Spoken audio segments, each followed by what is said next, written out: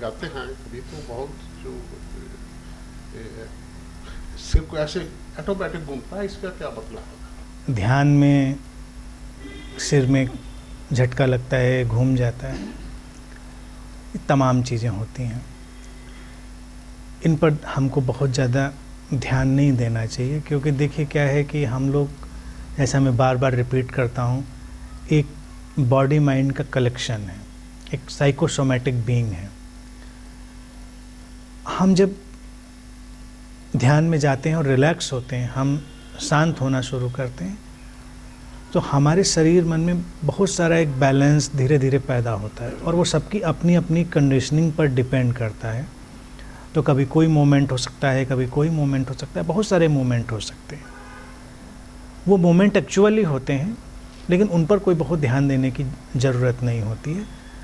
अब मोमेंट कोई कहाँ क्यों होता है, क्योंकि देखिए क्या है कि हमारे अंदर इमोशनल प्लेन पर हैपनिंग जो भी इवेंट्स के तौर से हुए थे उनके प्लेन पर, बहुत सारी चीज़ों के प्लेन पर बहुत सारी इनकोडिंग बॉडी माइंड में हो रही होती है। बॉडी का अलग अलग पार्ट हमारे अलग अलग इमोशन और अलग अलग चीज़ों को रिप्रेजेंट करता है, उसको रिकॉर्ड करता है।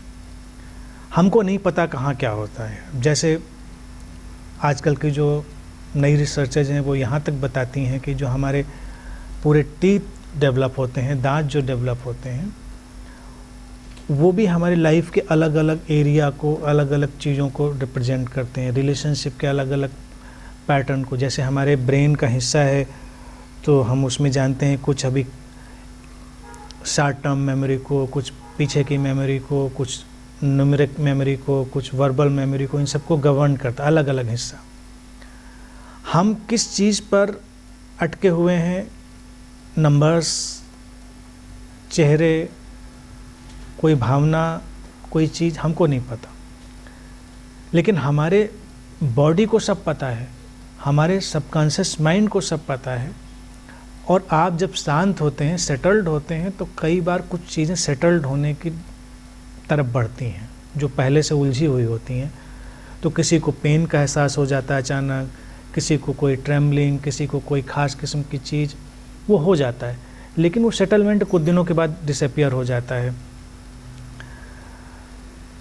इन सब चीज़ों पर मेरा यही कहना होता है, बस थोड़ा डिटैच रहिए और उनको चलने दीजिए।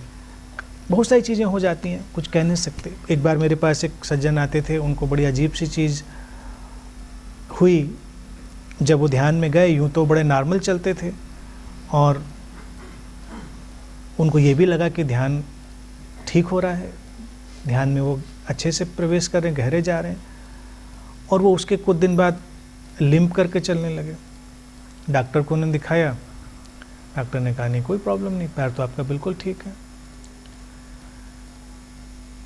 उन्होंने मुझसे कहा, मैंने कहा ठीक है, जाने दीजिए, उसको एनालाइज करिए और देखिए क्या हुआ चले। अब एनालिसिस करने के बाद में ये बात पता चली कि कभी उनका कोई एक्सीडेंट हुआ था। ये उनकी पकड़ में आ गई चीज़, कभी नहीं भी पकड़ में आ सकती है, और आप चीज़ होगी चली जाएगी। तो उनके पैर में एक्चुअल में चोट लगी होगी, और उस समय उनको लगा होगा कि इस तरह की सफरिंग है, या वो इस तरह से चलना उनको बिल्कुल पसंद नहीं आ रहा था, लेकिन वो लिम्पिंग जो थी वो आ रही थी। उन्होंने उसको बहुत सप्रेस किया, फाइट किया, और ठीक हो गए पूरी तरह। लेकिन हो सकता है वो जो सेलुलर मेमोरी है, बॉडी की मेमोरी में, वो लिम्पिंग अभी इनकोडेड थी, रिकॉर्ड थी। तो जब मेडिटेटिवली वो सेटल्ड हुए तो एक बार फिर से वो उभरी और फिर डिसअपियर हो गई।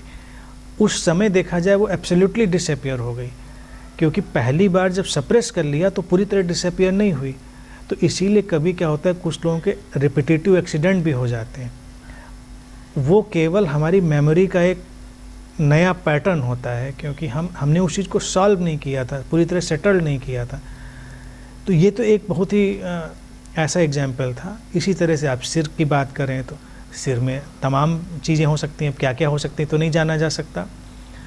जो चीज़ें बहुत परेशान करने वाली नहीं, उनको बस होकर छोड़ देना चाहिए। लेकिन ये होता इसीलिए है क्योंकि हमारे बॉडी माइंड के प्लेन पर बहुत सारी ऐसी चीज़ें हैंग होती हैं जो धीरे धीरे करके सेटल्ड होती हैं। तो बस ऐसे ही ये होता है, वो बहुत ध्यान देने की बात नहीं है, समझ रहे हैं।